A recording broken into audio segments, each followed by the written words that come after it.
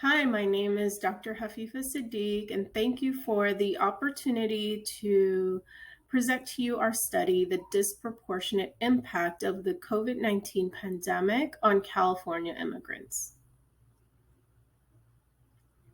So there is limited available data on the health and social impact and risk reduction behaviors of immigrant populations amid the COVID-19 pandemic.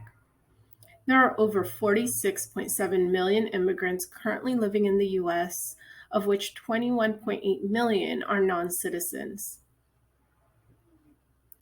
It is well established that long-standing systemic health and social inequities disproportionately placed racial and ethnic minority groups at an increased risk for COVID-19 related morbidity and mortality. However, less examined are the social impact of COVID-19 pandemic, and particularly on immigrant groups.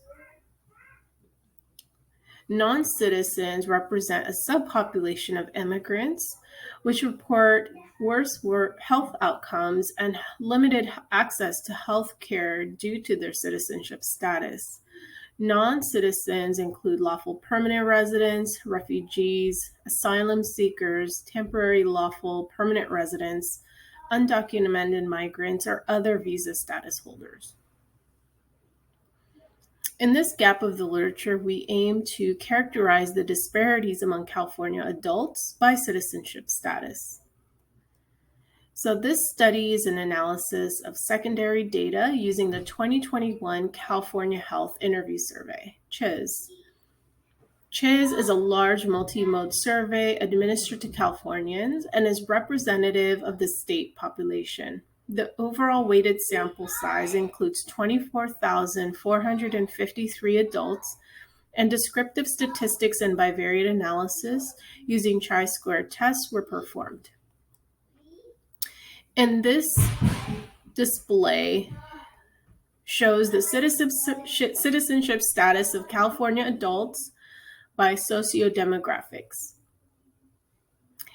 Blue represents the US-born adults, orange represents naturalized citizens, and gray represents non-citizens.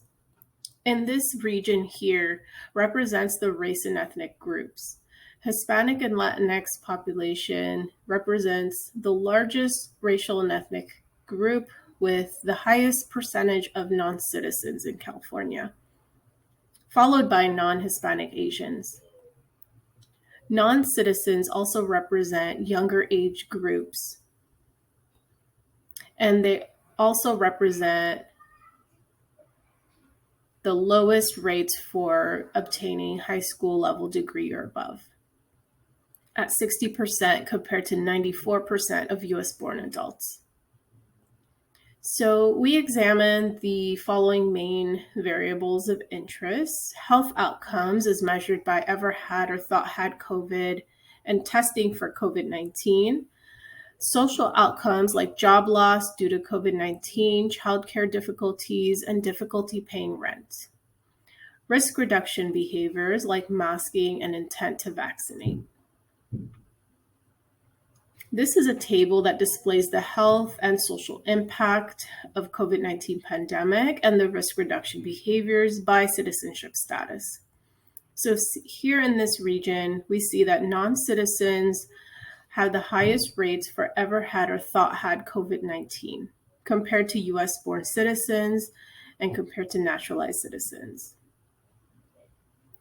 Non-citizens also represent the highest reported the highest percentage for job loss due to COVID, higher rates of childcare difficulties, and almost double the percentage of reporting difficulty paying rent than US-born adults, as well as naturalized citizens.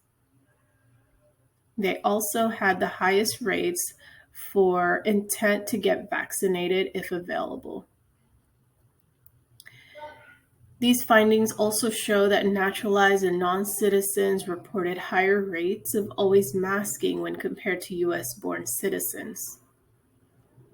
In conclusion, these findings reflect the disproportionate health and social impact of COVID-19 on California immigrants, and particularly among non-citizens. We also found high rates of risk reduction behavior among immigrant groups during the height of the pandemic. Therefore, the implications are that there is a need to address the health and social inequities of non-citizen patient populations, and that future research should consider how citizenship status is a critical factor when examining disparities in immigrant populations. Thank you so much for your time and for listening, and please feel free to reach me for any questions.